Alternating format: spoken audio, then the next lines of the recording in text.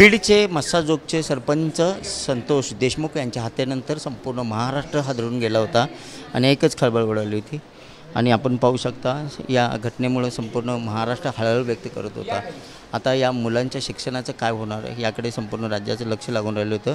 यावेळी राज्याचे मुख्यमंत्री देवेंद्र फडणवीस यांनी या देशमुख कुटुंबातील सर्व मुलांच्या शिक्षणाची जबाबदारी घेतली होती आणि त्याला आज एक मूर्त स्वरूप प्राप्त झालं आहे। आपण पाहू शकता या ठिकाणी संतोष देशमुख यांचा मुलगा विराज आणि त्यांचा पुतण्या सत्यजित देशमुख इयत्ता 8वीमध्ये या ठिकाणी वर्गात बसलेले आहेत। आपण पाहू शकता या ठिकाणी या सदाभाऊ खोत यांच्या SK इंटरनॅशनल स्कूलमध्ये या दोन्ही मुलांचं जल्लोष असं स्वागत करण्यात आलं आहे। या कुटुंबातील प्रमुख व्यक्ती या ठिकाणी धनंजय देशमुख आणि त्यांची पत्नी संतोष देशमुख यांची मुलगी वैभवी या ठिकाणी आपल्या कुटुंबासमेत या ठिकाणी आली होती।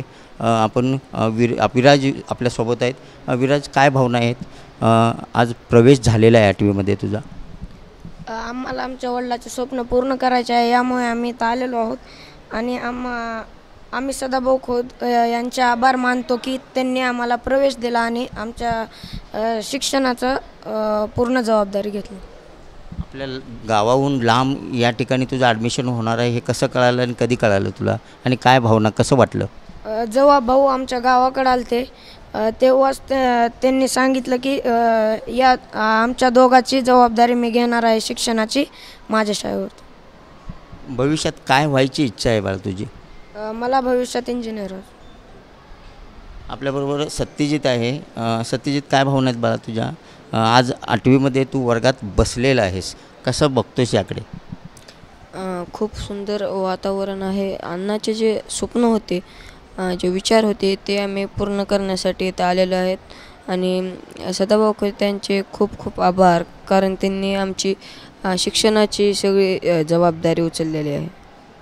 भविष्यात काय व्हायची इच्छा आहे तुझी? भविष्यात मला इंजिनियर व्हायचं। नक्कीच आपण पाहू शकता संतोष अण्णांच्या कुटुंबातील ही दोन्ही मुलं भविष्यात इंजिनियर व्हायची स्वप्न घेऊन या वर्गामध्ये दाखल झालेले आहेत। नक्कीच एक प्रकारे या ठिकाणी आनंदसुद्धा व्यक्त होतो आहे आणि एक दुसरीकडे पाहिले तर संतोष अण्णांच्या हत्येमुळे संपूर्ण महाराष्ट्र अजूनही या दुःखातून बाहेर पडलेला नाही।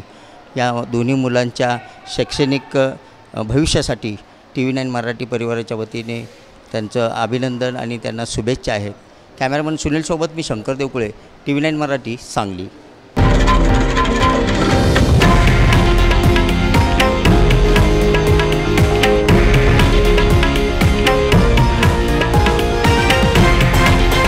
हे आहे देशातील नंबर 1 न्यूज नेटवर्क आणि आपण पाहत आहात TV9 मराठी, एकमेव।